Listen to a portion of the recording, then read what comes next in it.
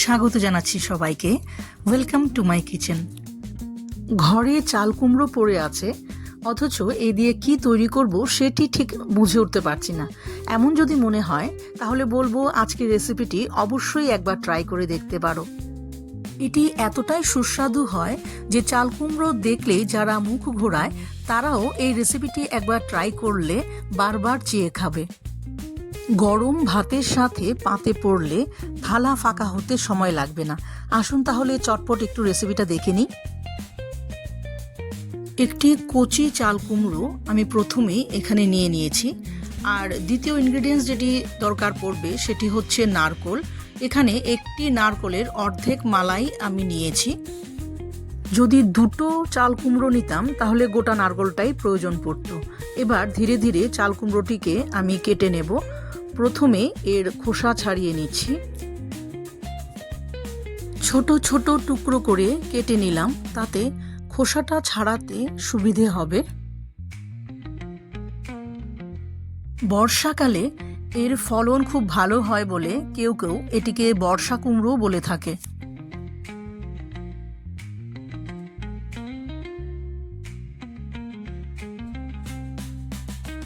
একটি পিলারের সাহায্যে সবগুলো টুকরোর খোসাই আমি ছাড়িয়ে নিয়েছি এক এক করে। এবার মাছ বরাবর কেটে নেব। সবগুলো টুকরো কাটা হয়ে গেলে জল দিয়ে বেশ ভালোভাবে আমি টুকরোগুলোকে ধুয়ে নেব।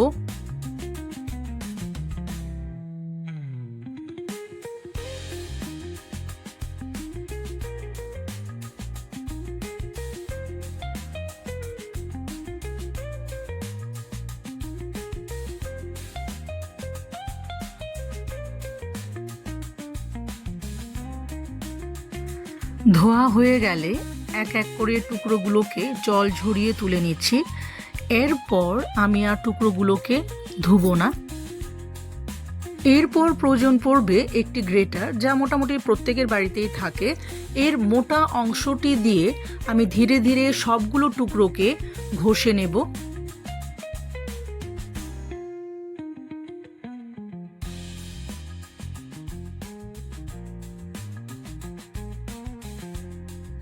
দেখুন বন্ধুরা, খুব সহজভাবে আমাদের চাল কুমড়োটি কাটা হয়ে গেছে।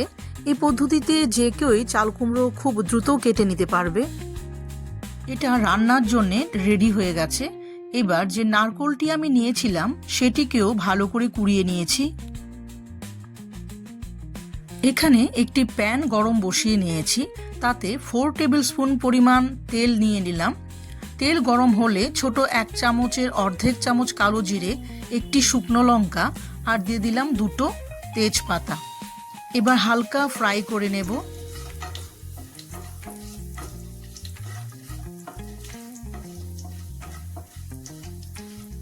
মশলাগুলোকে হালকা নেড়ে চেড়ে নিয়ে তাতে মিশিয়ে দেব কেটে রাখা চাল কুমড়োগুলোকে।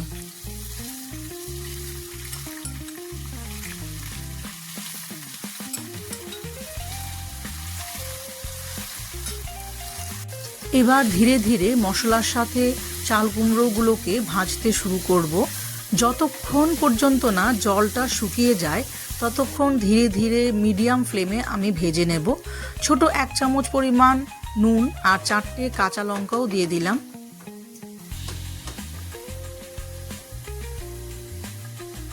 লো মিডিয়াম ফ্লেমে রেখে ধীরে ধীরে ভাজলেই ভালো, নইলে হাই ফ্লেম হলে পুড়ে যাবার সম্ভাবনা থাকে। চাল কুমড়োর জল শুকিয়ে এলে এর সাথে অ্যাড করে দেব নারকোল কোড়াগুলো। আবারও একবার চাল কুমড়োর সাথে মিশিয়ে নারকোল কোড়াগুলোকে ভেজে নেব। বন্ধুরা, এই রেসিপিটিতে হলুদ গুঁড়ো, লঙ্কা গুঁড়ো বা জিরে গুঁড়ো ব্যবহার করা হয় না।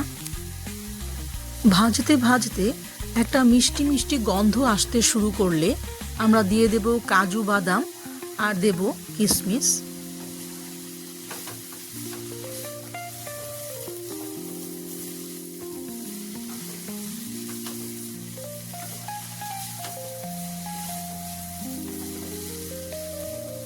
এই রেসিপিটি হালকা মিষ্টি হলে খেতে বেশ ভালো লাগে, তাই আমি দিয়ে দিচ্ছি 1 বড় চামচ পরিমাণ চিনি। আর দেব 1 বড় চামচ পরিমাণ ঘি। তবে যদি কারোর মিষ্টিতে কোনো অসুবিধা থেকে থাকে তাহলে স্কিপ করলেও চলবে। হালকা নেড়ে চেড়ে নিয়ে অবশেষে মিশিয়ে দেব গরম মশলা গুঁড়ো।